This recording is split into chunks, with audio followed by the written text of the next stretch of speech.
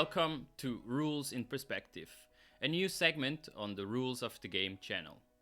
In this new segment, I review and comment on my own podcast episodes. My name is Stephan Kyburz, and I'm the host of the podcast Rules of the Game, discussing democratic institutions. So I was wondering, how can I make the podcast episodes more useful to listeners?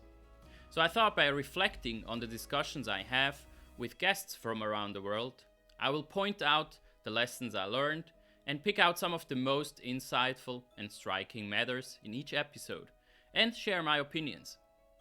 So this is the first edition of Rules in Perspective. And please let me know in the comments what you think about this new format. And if you like the video, give it some love by pressing the like button. It is important to mention that these are all my personal comments and do not necessarily reflect the views of my guests or the organizations they work for.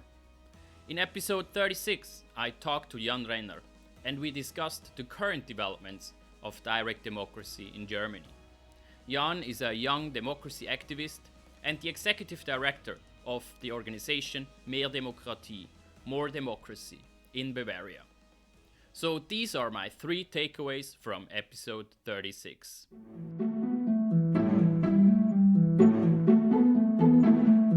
First of all, I wasn't aware that Bavaria is the most direct democratic German state. According to Jan, roughly 40% of all direct democratic activity happens in Bavaria, mostly at the communal level. But direct democratic institutions exist in all of the 16 German states. In Bavaria, the hurdles for direct democratic decision-making at the state level still seem to be quite high though. That's a reason for the few citizen-initiated proposals that actually are implemented. And so Jan and his colleagues at Mehr Demokratie work really hard to make the process for the people's participation easier. The main direct democratic tool is called a popular initiative, or more literally translated, a people's demand.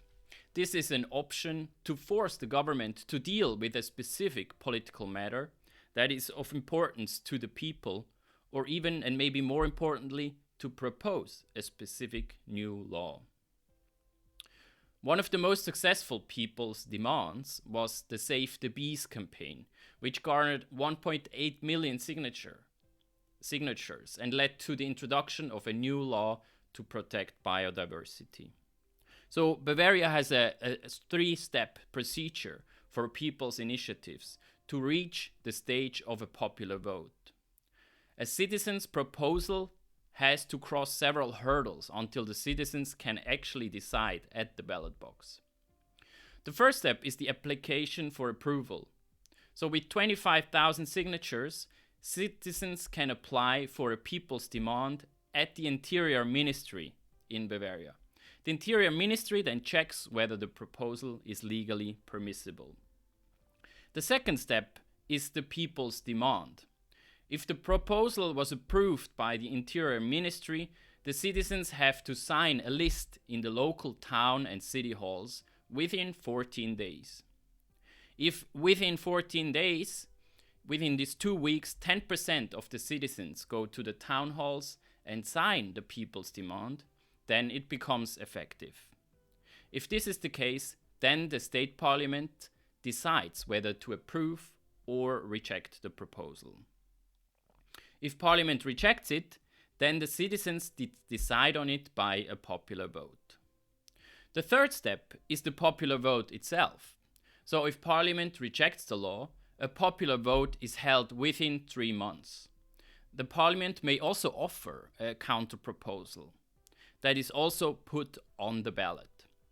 And then the citizens' proposal or the counter-proposal is approved by a simple majority vote.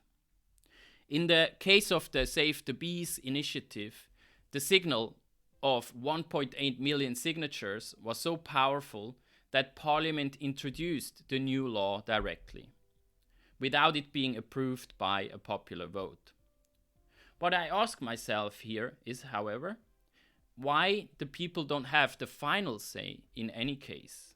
If Parliament thinks that a law makes sense, then they pass that law. But it might still be the case that a majority of the citizens would reject that same law, right? So Bavaria doesn't know the possibility of the referendum, and hence the citizens couldn't stop a law from being implemented by parliament, even if they wanted to.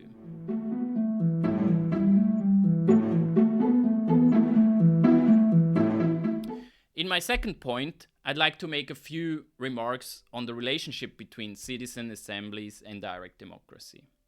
I am aware that many people put great hopes in citizens' assemblies these days, and especially people who are frustrated with representative democracy. I personally think that citizens' assemblies may indeed play a role in modern democracies, but I see them rather as a complement than a substitute of direct democracy. I'm convinced that significant decisions to change laws or the constitution should be subject to a referendum, so that the people have a veto and the final say. What I mean by that is that the people should be sovereign and have the possibility to reject any law that is proposed by parliament or by the government. Of course, as we discuss in the episode, if citizens' assemblies are a way to get more direct democracy, then they may still be useful. And my worry is that politicians, governments, and political parties are glad to use citizens' assemblies as an excuse not to give people more power. By including the citizens' assemblies in the political process, they may use them as a pretext to not allow for direct democracy.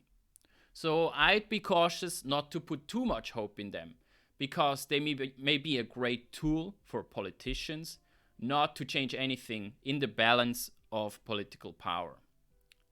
Direct democracy is the powerful tool that we need. That's my opinion.